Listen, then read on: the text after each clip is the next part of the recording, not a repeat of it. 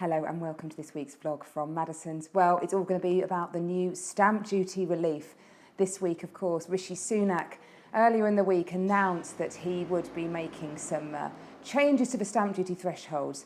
There's been really pent-up demand coming into the market since lockdown. In fact, sales agreed are up 26% on the previous time last year, showing all that pent-up demand that was building in there and showing that people who have financial security want to move on with their moving plans. But clearly Rishi is worried about, as the furlough scheme ends and unemployment levels will obviously rise, how does he bolster the economy, keep confidence going and keep the housing market moving? It's a huge sentiment driver of how we feel, how our housing market is doing. We just love owning and selling and buying property. So for 9 out of 10 people now, they'll pay no stamp duty at all.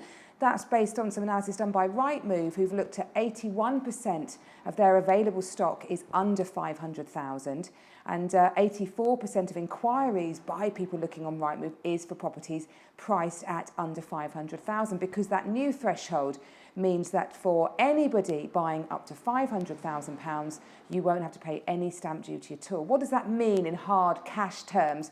Well, for a first-time buyer, you'll save £5,000. First-time buyers had a good exemption anyway. They got the first 300,000 free of stamp duty, up to 500,000 in the city, but 300,000 out here in Tunbridge Wells. So, whereas for everybody else of us, we had only the first 125,000 free. So that's why they're only going to benefit to the tune of £5,000 from this, but everybody else benefiting to the tune of £15,000. So it'll be interesting to see what that does with prices. There might be a scrabble from sellers who've been feeling a little bit reticent about listing, suddenly getting their properties on the market and maybe pushing up their prices a little bit in the understanding that the buyer is going to save some stamp duty. I had a negotiation on exactly that point only yesterday. So sellers already as well wanting to feel the benefit of that stamp duty reduction and hoping that they can prosper from it.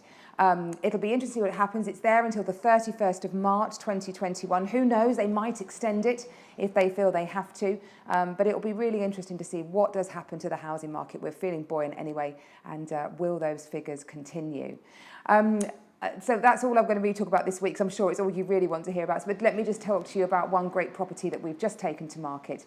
This is at 59 Burling Road, and it is a really beautiful family home, south side of the town.